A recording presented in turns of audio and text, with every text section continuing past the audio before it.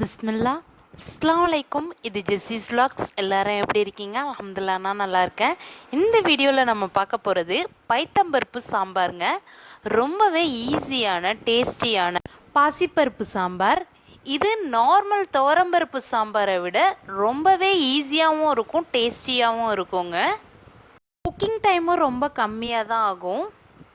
இந்த பாசிப்பருப்பு சாம்பாரை பேச்சுலர்ஸ், பிகைனர்ஸ்னு யார் வேணாலும் ட்ரை பண்ணி பார்க்கலாங்க. அவ்வளோ ஈஸியாக இருக்கும், டேஸ்ட்டும் ரொம்ப நல்லாவே வரும். இந்த பாசிப்பருப்பு சாம்பாருக்கு வெஜிடபிள்ஸ் ஒன்றுமே இல்லைன்னா கூட பூண்டு, வெங்காயம் மட்டும் போட்டு கூட வைக்கலாங்க.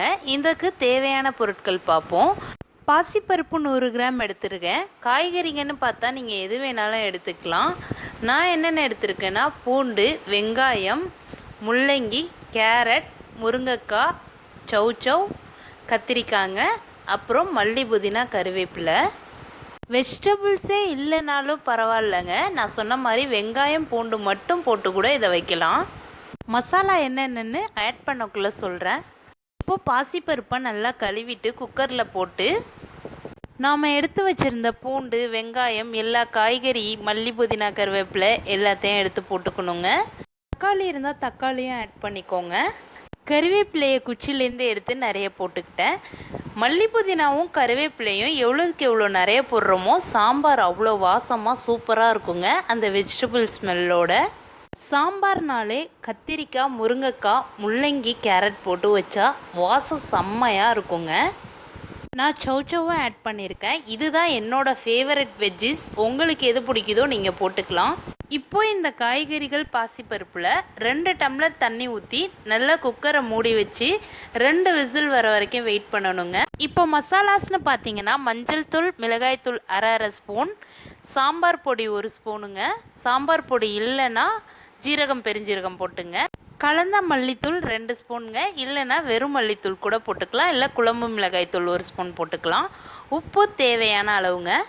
இப்போ பார்த்தீங்கன்னா 2 விசில் வந்ததுக்கப்புறம் நான் குக்கரை ஓப்பன் பண்ணி அடுப்பு ஆனில் தான் வச்சுருக்கேன். பருப்பு, காய்கறிகளும் நல்லா வெந்து வந்துருச்சுங்க. இந்த மாதிரி தான் இருக்கணும். ரொம்ப பருப்பு குழைய விட்டுறக்கூடாது, அப்புறம் நல்லா இருக்காது. ரொம்ப பருப்பு குழஞ்சிருச்சுன்னா அது அப்படியே கொலன்னு ஆனால் வந்துட்டு ரொம்ப ஒரு மாதிரியாக போயிடுங்க. இந்த மாதிரி இருந்தால் தாங்க சாம்பார் நல்லா அள்ளி ஊற்றி சாப்பிடக்குள்ள டேஸ்ட்டாகவும் இருக்கும், பார்க்கவும் நல்லாவும் இருக்குங்க. நீங்கள் பார்த்தாலே தெரியும் வெஜிடபிள்ஸ் எல்லாம் நல்லா வெந்திருக்குன்னு. இந்த ஸ்டேஜில் நம்ம எடுத்து வச்சுருக்க மசாலாஸ், உப்பு எல்லாத்தையும் ஆட் பண்ணிடலாங்க. உங்களுக்கு பெருங்காயத்தூள் பிடிக்கும்னா இந்த ஸ்டேஜில் வேணால் ஆட் பண்ணிக்கலாங்க. ஆனால் நான் ஆட் பண்ணலை. நான் அந்த துவரம்பருப்பு சாம்பாருக்கு ஆட் பண்ணுவேன். இந்த பைத்தம்பருப்பு சாம்பாருக்கு என்னமோ எனக்கு பெருங்காயம் பிடிக்காது.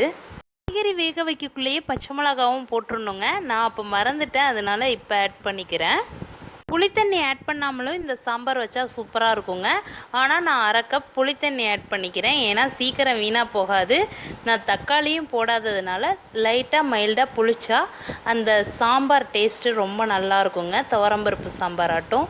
அதனால புளித்தண்ணி ஆட் பண்ணிக்கிட்டேன். உங்களுக்கு வேணானாலும் ஸ்கிப் பண்ணிடலாம். ஆப்ஷனலுங்கிறதுனால தான் நான் இன்க்ரீடியன்ட்ஸில் காட்டலை. இப்போ இந்த சாம்பாரை நல்லா கொதிக்க விடணுங்க. மசாலாஸோட பச்சை வாசனை போய் மசாலா எல்லாம் காய்கறி பருப்போட மிக்ஸ் ஆகி நல்லா வாசனை வர வரைக்கும் கொதிக்க விடுங்க. நல்லா கொதிச்சதுக்கப்புறம் கிண்டி விட்டுட்டு ஒரு 2 மினிட்ஸ் கொதிக்க வைங்க. நிறைய தண்ணி ஊற்றிடக்கூடாதுங்க இந்த சாம்பாருக்கு. ஸ்டார்டிங்லேருந்தே நான் 2 கிளாஸ் தண்ணி காய்கறி வேக வைக்கவும் அரை கப் புளி தண்ணியும் தாங்க ஊற்றிருக்கேன். சாம்பாரை ஒரு 3 நிமிஷம் நல்லா கொதிக்க விட்டு இறக்கி வச்சுட்டு ஃப்ரைங் பேனில் எண்ணெய் ஊற்றி தாளிக்கிறதுக்காக வச்சுருக்கோங்க.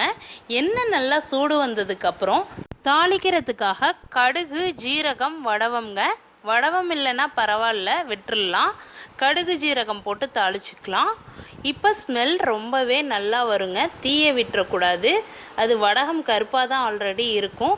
இப்போ கொஞ்சமாக சாம்பார் பவுடரை லைட்டாக தூவி விட்டுக்கலாங்க. ஏன்னா அந்த கலர் நல்லாயிருக்கும், எண்ணெயில் வாசமாகவும் நல்லாயிருக்கும். அதுலேயே வாசத்துக்காக கருவேப்பிலை கொஞ்சம் ஆட் பண்ணிக்கலாங்க. இப்போ ரெடியாக இருக்க சாம்பாரில் தாளிச்சதை அப்படியே கொட்டிடலாம். இப்போ தாளிச்சதை நல்லா கிளறி விட்டு பார்த்தா இப்படி தாங்க இருக்கும். கொஞ்சம் நேரம் ஒரு 5 நிமிஷம் மூடி வச்சுட்டு திறந்து நல்லா கலக்கி விட்டுட்டு சாப்பிட எடுத்துடலாங்க.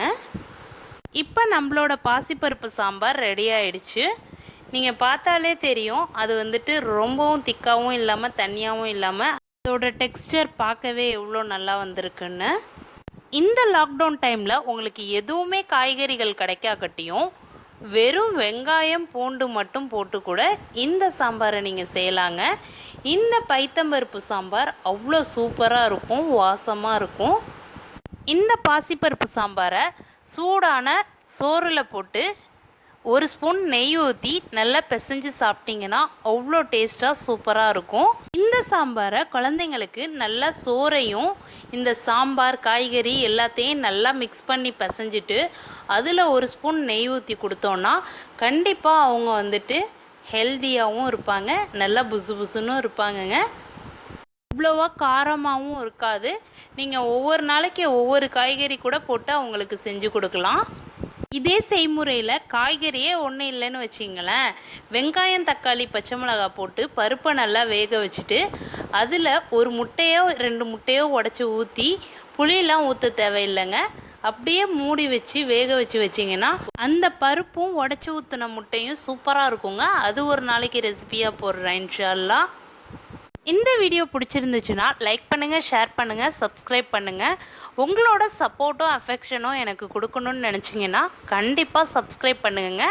அப்போ தான் நம்மளோட சேனல் மேலும் மேலும் வளரும் இன்ஷா அல்லாஹ். சப்ஸ்கிரைப் பண்ண எல்லா ஃப்ரெண்ட்ஸுக்கும் தேங்க்ஸ். ஜஸாக்கல்லாஹ் ஹைரன்.